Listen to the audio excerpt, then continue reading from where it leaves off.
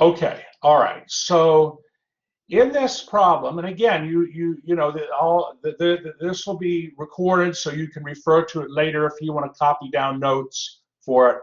Let's just work through the problem here. So, of course, what you're used to in section 5.3 is you're used to having integrals. You know, of having integrals from A to B of f of x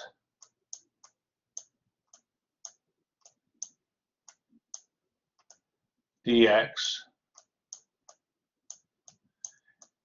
All right, and you're using the evaluation theorem to compute those definite integrals. Okay, and the evaluation theorem is capital F of B minus capital F of A.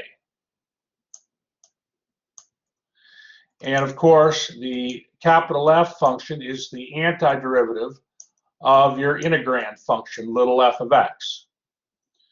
Okay, and you've had some practice now computing definite integrals using the evaluation theorem. Okay, and this problem here in with the table actually involves what's called the net change theorem, and we talked a little bit about that yesterday, but it's equivalent to the evaluation theorem. So what sometimes is difficult for students is you know, if they see like an actual integral with limits on it, then they're able to, you know, work the problem out. But when students are presented with a table, then like here, then it becomes a little bit more difficult for students. But nevertheless, these table problems are important because they come up in real life. Okay, so let's look at this problem. The velocity of a car was read from its speedometer at 10-second intervals and recorded in the table. So for instance, at time equals 0 seconds, the velocity of the car is 0. So that means the car is starting from rest. Okay, and at 10 seconds, the car is now traveling at velocity 38 miles per second. You know, I'm not an expert, but it seems like that's pretty good. You know, and then, you know, after 20 seconds, the velocity is 52 miles. I'm sorry, let me clarify.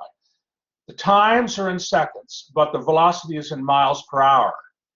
So the car starts at 0 seconds, starts at rest. After 10 seconds, the car has reached a velocity of 38 miles per hour. After 20 seconds, the car has reached a velocity of 52 miles per hour, and so forth.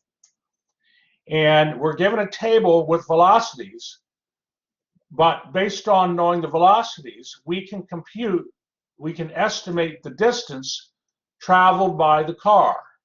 So they're not giving you, like, at time equals 20 seconds, how far the car has traveled. Okay, they're giving you the velocity of the car at 20 seconds. But nevertheless, this is enough information so that we can estimate the distance traveled by the car over this, well, it's 0 to 100 seconds, 100-second time interval. And what we have to be a little bit careful is that the velocity is in miles per hour, but time is in seconds. So in order to do this, in order to use the midpoint rule, you need to have matching units. And that means we're going to have to adjust seconds to hours. So, okay, the midpoint rule. Let's go ahead and look at the solution here. So again, we wish to estimate the distance traveled by the car over this 100-second time interval from t equals 0 seconds to t equals 100 seconds. Well, by the net change theorem, the s of 100 minus s of 0, which is the difference This here is the difference of the positions of the car at 100 seconds and at 0 seconds, okay? The difference in those positions is equal to the integral of the derivative of position, okay? And that's by the net change theorem that we learned in class on Monday. That's the net change theorem. Okay, now of course the net change theorem, instead of little s, they have little f, or I should say big F. And well, I don't want to, you know, just you look at the net change theorem and you'll see this makes sense. Okay, now the derivative of position is what? It's velocity, right? So now we can say that in order to find the distance that this car has traveled for this first 100 seconds, that is equivalent to computing the integral of the velocity of the car with respect to time t from 0 to 100 seconds. And it's the integral then where we have to estimate that integral. And what we can do is we can use the midpoint rule. Now, going back to the table here, for every period of time, you have a velocity. Okay, so you know well, I mean, you have this velocity curve, whatever it looks like. Okay, and this is v of t, say. Okay, and you want to estimate the integral of v of t from. Let me make this more clear. This is not clear enough for me. Hold on. Let's make it a little more clear here.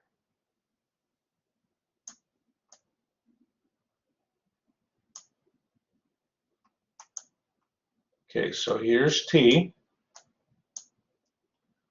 Okay, and let's say your velocity function, you know, maybe looks something like this.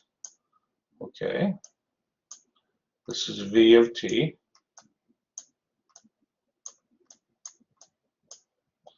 And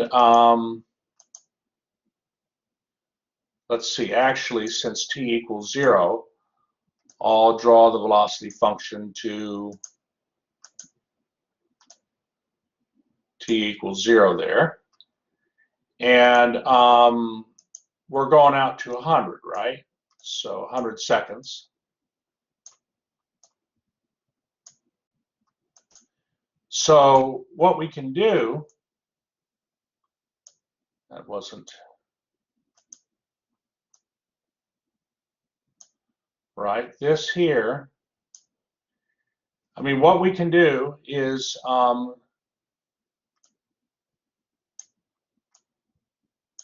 approximate this integral of the velocity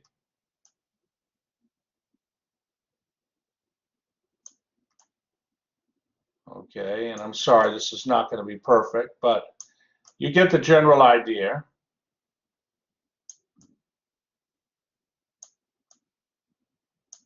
You know, you're going to add up areas of rectangles.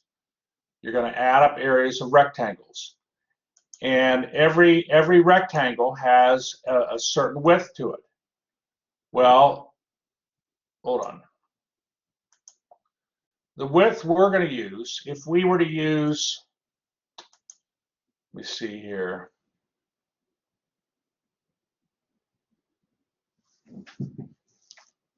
Let me see, one moment, class.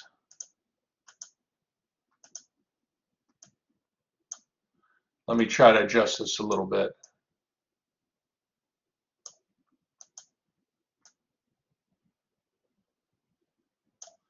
Come on, give me some love here. Give me some love. I want to erase this.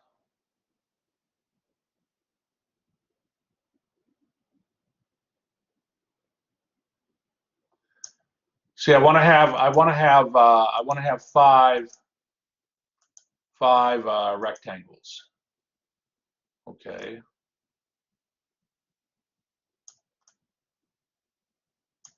Okay, there's 5 rectangles.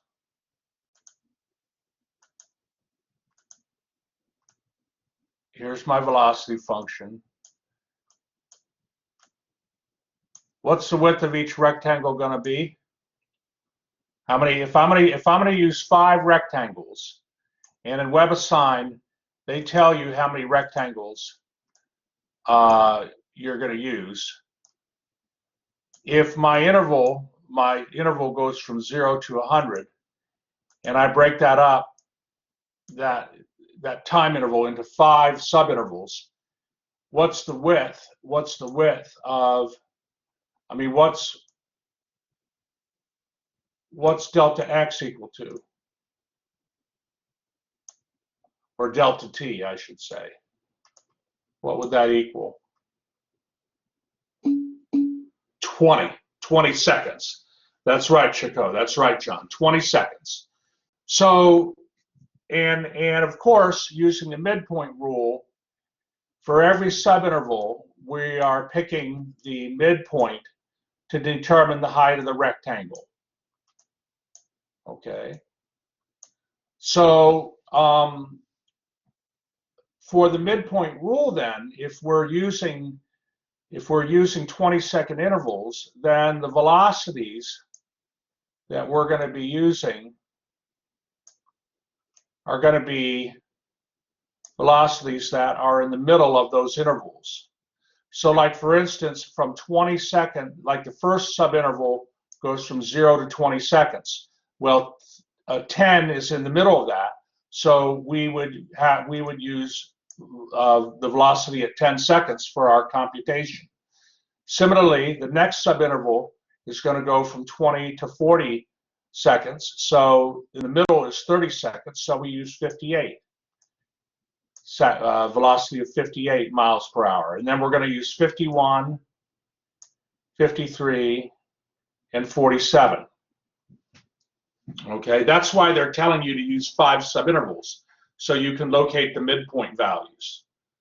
Are there any questions on that so far?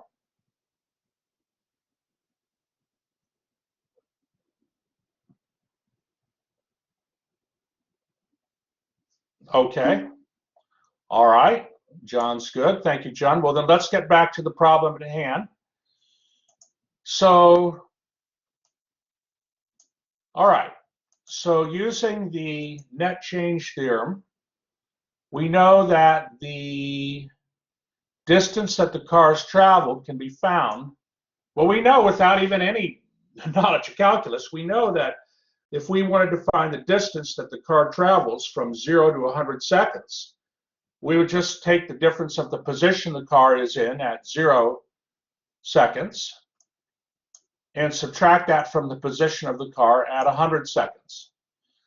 Well, by the net change theorem, that difference is going to equal the integral from 0 to 100 of s prime of t dt.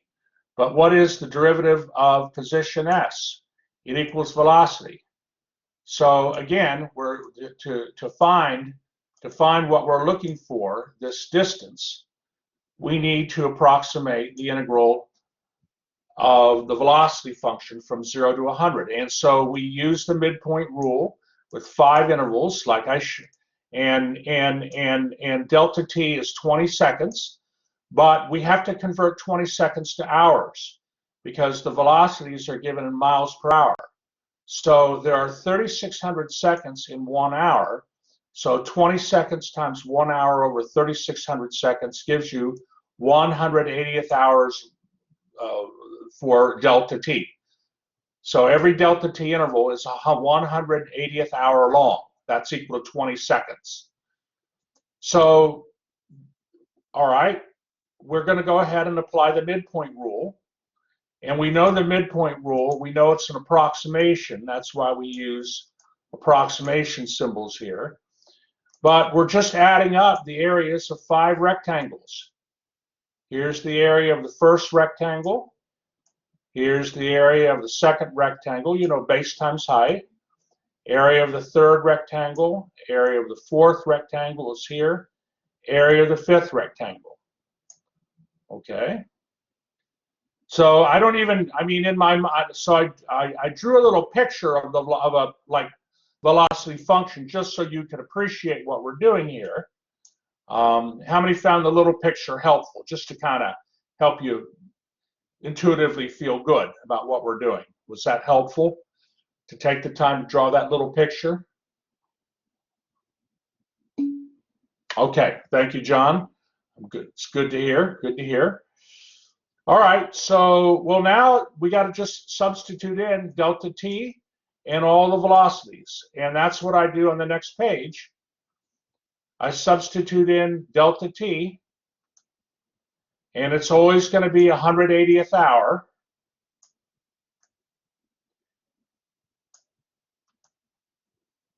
Okay, and it forms the base of the rectangles. And then I substitute in the velocities as well from the chart. But you got to remember the delta t has to be converted into hours, because what you're looking for in the end is a distance, right? S of 100 minus S of 0 is a distance. Well, if you take your delta t of 180th hour and multiply by 38 miles per hour, what happens to the hours? What happens to the hour terms? Why are the units for this answer going to be in miles? What happened to hours? That's right, Ian. They cancel out. They simplify out. You know, 1 over 1.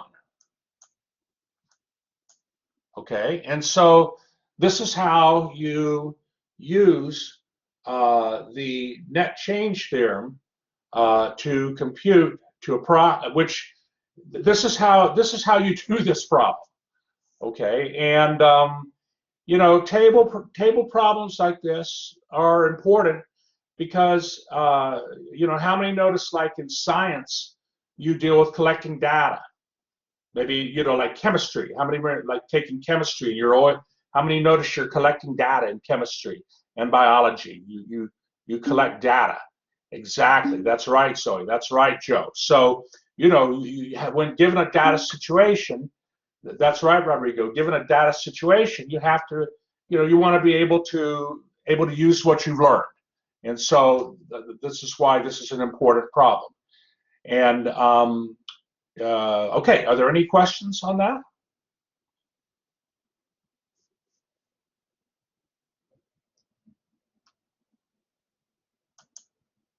Okay, I'll stop the recording.